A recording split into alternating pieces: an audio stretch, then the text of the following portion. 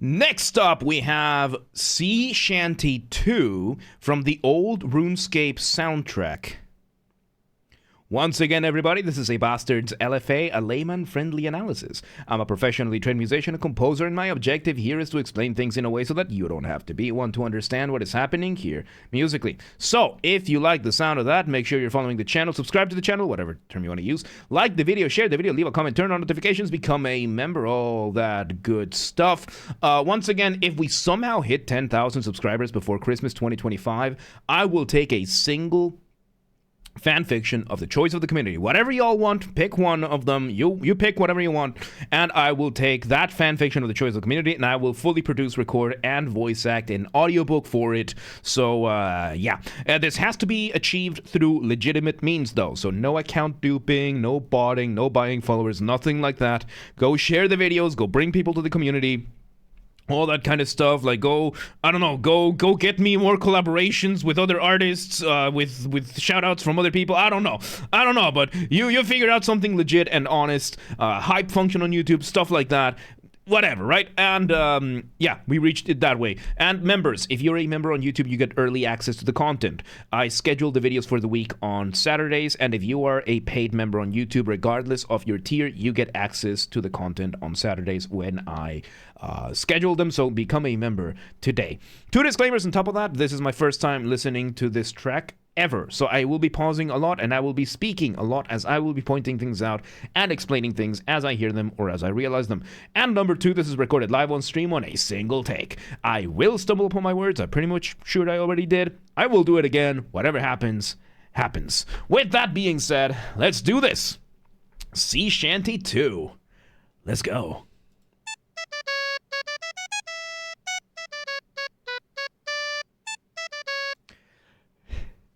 We start with the ever so traditional Sea Shanty. I think I'm just checking. We haven't done RuneScape before, right? No, we hadn't. Okay, so we start with the so traditional method of the Sea Shanty. We come with our first initial motif. Motif being our smallest version of our musical idea, the seed, the essence from which everything else comes from. And the Sea Shanty, something that the format of the Sea Shanty is very notorious for is a type of call and response, which is usually done in the form of canonic imitation.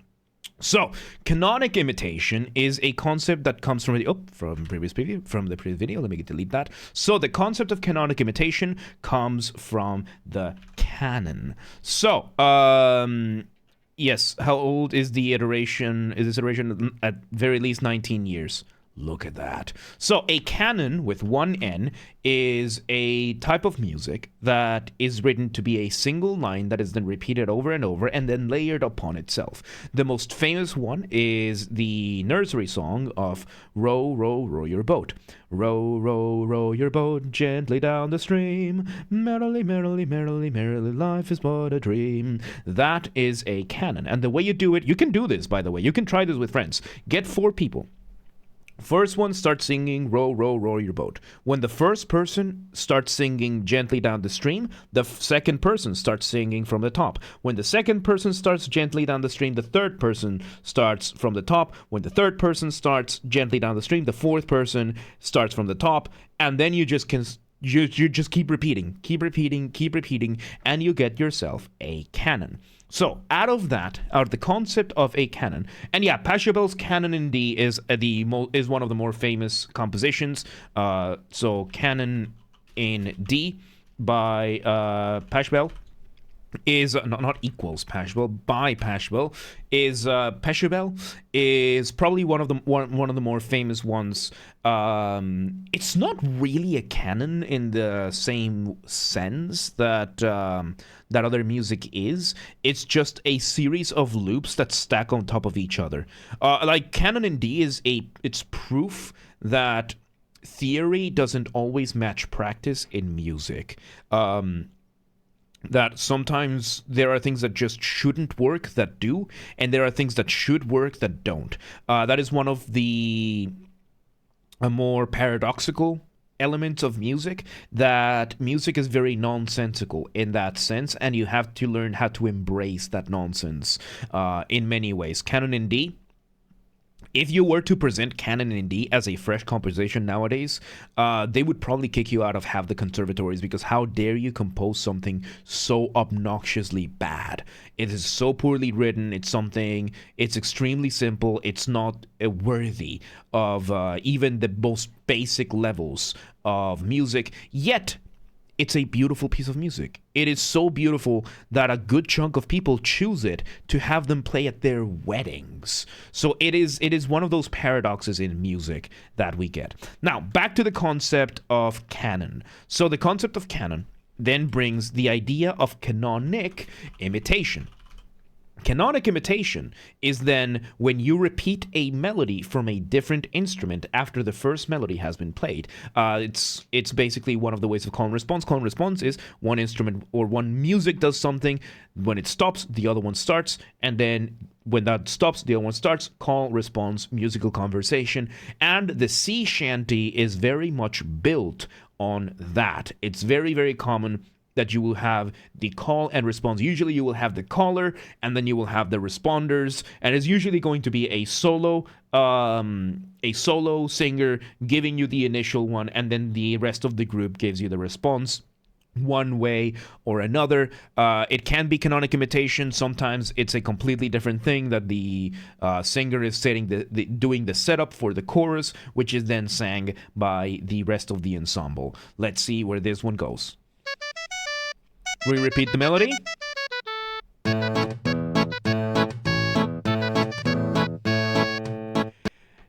We repeat the melody. Now, I think we repeat the melody, right? Like the same melody? No. We now bring the actual melody for the response. It's a similar motif, which is why I got a bit confused. But now we bring our percussion, and it sounds like a band. It sounds kind of like a banjo, kind of like a guitar, doing our accompaniment. So, Nightwalker, welcome today. I think we're gonna play some Vintage Story today because it's getting late, and I'm not gonna be able to give Alan Wake the time that I think it deserves. But we'll see, because it's Friday. Let's see. Anyway, let's focus back. Welcome to today, by the way. How you doing?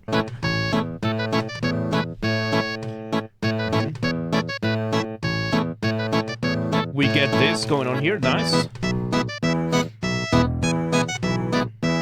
We get basically the second half of the melody now with another chord, variation of the motif. Like, these are two variations of the motif.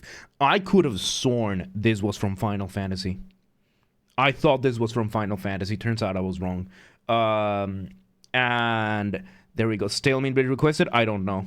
You can check the YouTube channel, by the way. If you have a question of whether or not we've done a song before or not, check the channel, search for it, because as of this week, I think we've done about 360 LFAs, I believe.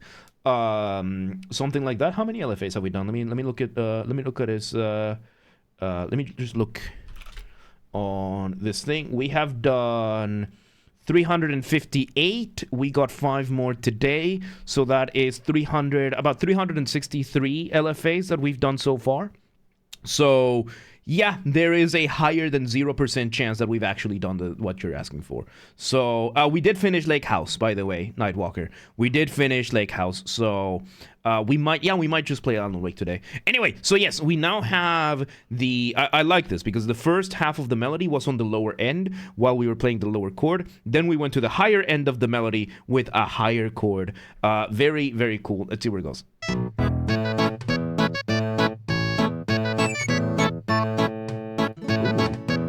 We got another adornment in the background. Okay. Variations of the initial motif. Second version of the melody. The response to the call. First version.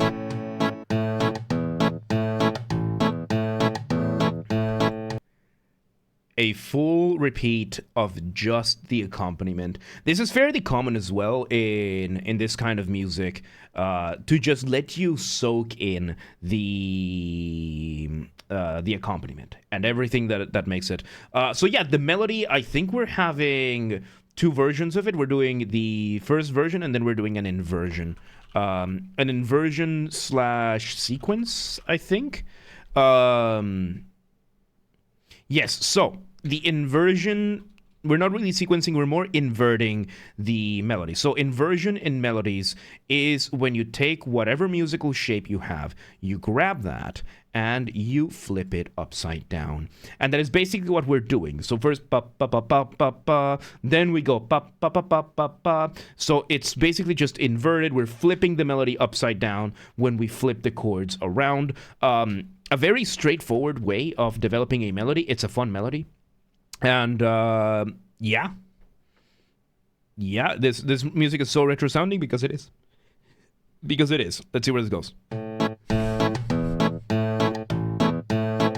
Stalemate has not been done? Yeah, there you go. We bring in a flute now. And I love that these are all like MIDI samples. So when we finish it, we finished the Lake House on Wednesday. I haven't scheduled it yet. Because I scheduled these for release on the gaming channel. So yeah, let's see where this goes. So yeah, now we have... So now we're taking the motif and we're doing a flute solo version of it. Very adorable. Like, this is so charming. Like, this is such a charming thing, because usually when I think of a sea shanty, I'm going to think of something a lot more epic. And no, we did find him. Nightwalker. We did find him. So yes. So yeah, no, there's like, yeah, if you're in doubt of whether or not we've done a song before, just check the channel and search for it. Like, again, we've done 360 plus songs, tracks so far, but that means we've only done 360. So there's a good chance we haven't, but you can always check. So yeah, let's see where this goes, because now we have a solo, which, as you can hear, it adds a bit of adornment, which is fairly normal and very common to hear in sea shanty and this kind of older music, that you would have this kind of extra notes, just adding extra notes to the motifs, to the melodies, just for fun. Entirely just for fun. Let's see where this goes.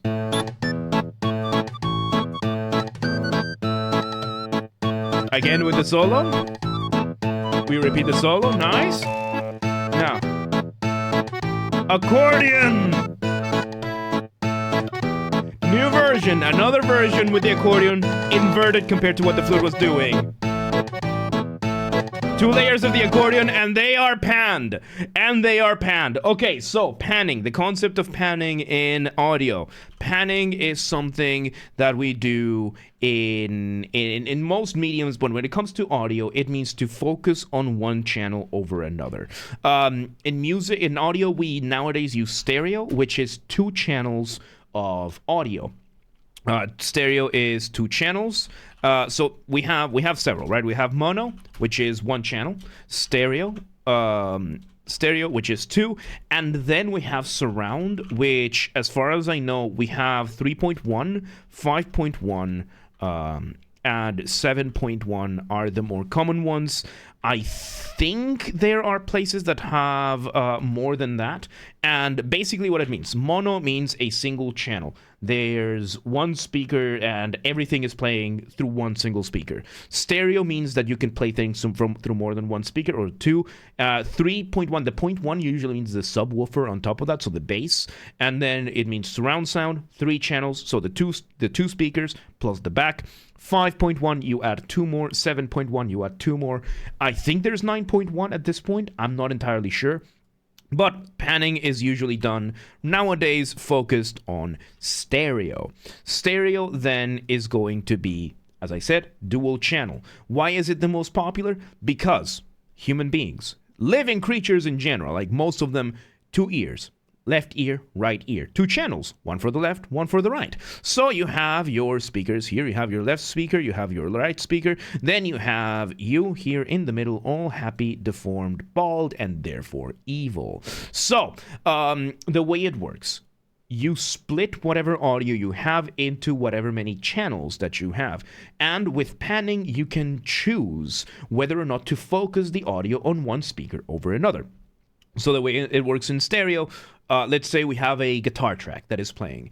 If the guitar track is playing on both the left ear and the right ear at full volume, it's going to sound like it comes from the front. However, if you start lowering the guitar track on the left ear, the more you lower it, the more to the other side it is going to sound. And then what is happening right now is that we have accordion number 1 playing at full volume on the left ear and accordion number 2 playing on the right ear. They're both playing what is called a harmonized melody, which comes to the concept of counterpoint. Counterpoint being the development of melodies, how they interact with each other, that kind of thing. Right back to back, sound in mind, going back. There you go. So counterpoint is how melodies interact with each other, usually how you develop them, and usually it's done in the context of more than one melody. And counterpoint is measured in motion, usually. And you have 3 types. You have contrary, you have similar, and you have parallel. So contrary motion is when you have 2 melodies starting from different points in the scale. One goes one direction, the other one goes the contrary direction, contrary motion. Similar motion is that both melodies are more or less going the same way, but they are very much different from one another. And then you have parallel motion, in which case it's both of them from different points on the scale, just starting from different points. Singing here, shave it all off, therefore the future. Yes, I did promise my mom that if I start balding, I will just shave it all off. Turns out I got lucky. So yes, no, we're having parallel motion, and the way that we're doing it is that we're having one track on one ear, one track on the other. So pretty cool. And Jesus Christ, man, Jesus Christ. All right. Yeah, it just turns out that I am the luckiest and most blessed man alive. So, yep. All right, let's see where this goes. So yeah, you can hear the accordions. Very lovely. We bring back the original melody, and we have like this. We have a guitar with what sounds to be a, I don't even remember the name of these bars. Very lovely, very Hawaiian-esque, very tropical, which, again, considering that this is Sea Shanty, yes, you're gonna want that sound of the guitars, which usually you can achieve them with, I don't remember the name of these, it's literally just a tube that you put on a finger, and that's it. Then you just play the guitar strings with that. You can also do it with like a whammy bar or a piece of metal, and you just press it against the strings and you play them, and you can just slide it and you get this very, very cool sound. We're getting that sound over here. If you want to know the... No, we're talking about it, seen it before, don't know what it's called, me neither, but there's a... There is a track, I think it's Bad Horsey by Steve Vai, that he uses one. He uses one of these. I already forgot the name. If you're on the comments, remind me what those are. It's basically a tube that you put on your... Like, you basically just grab some tube, you put it on your finger like this. Like, it fits a lot better than this. There's the lap steel guitar, which that is a guitar that is built entirely for this. And then there's this one that you just put whatever this is, and you just play it. And you just press it against the strings and you play it. It's made it's not a Chinese finger trap. It's usually made out of either plastic or metal or something like that, and I am just completely I'm blanking out over here. But yeah, Bad Horsey by Steve Vai, he uses that thing, and we're getting something like that. Yeah, the lap steel guitar, that is a different one. So lap steel guitar, this is a type of guitar that very much doesn't really look like a guitar. Structurally speaking, it follows the concept of a guitar. I should not have clicked that one. It follows the structure of a guitar. However, it is laid sideways. You play it with a steel thing over here, and the bridge is suspended a little bit more. Conceptually, very similar to what I'm talking about. So you're not entirely out of it, because this could entirely be what we're talking about. It could be the difference is that you can use this for a non-steel guitar. But yeah, this is a very, very, very cool instrument, and that's basically what we're getting. We're getting a recapitulation of the melody. Let's see where this goes.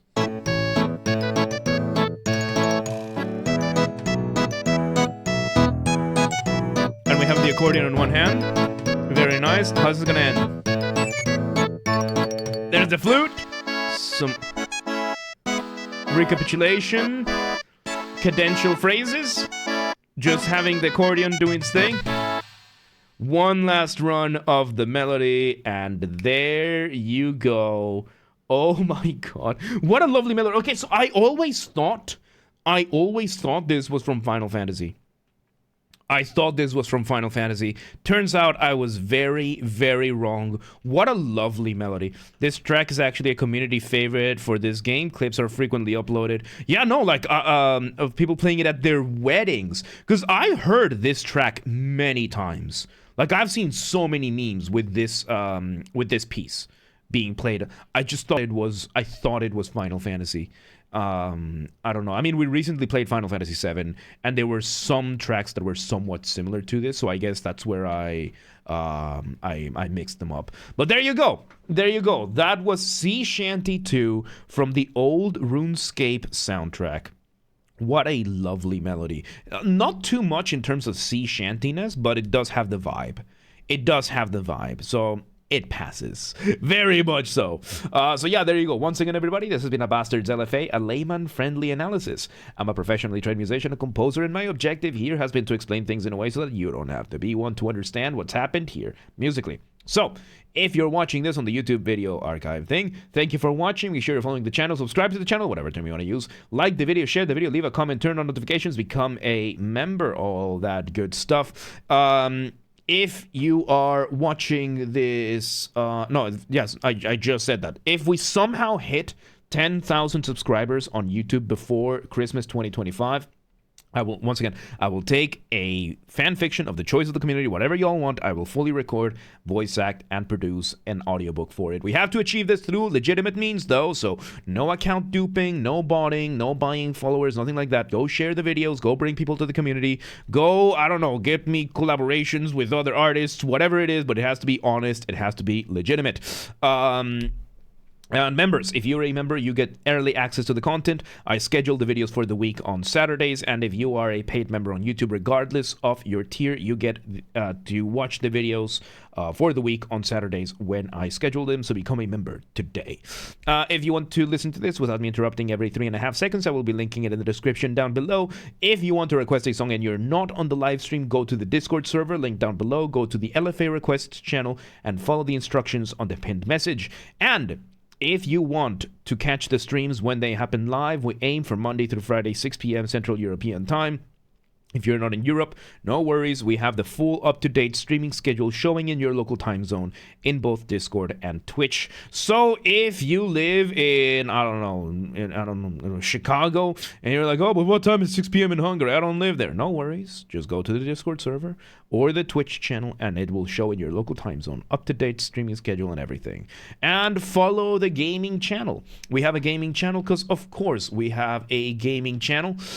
Games are Basterd. That's where we put the recordings of the gaming after shows when they happen.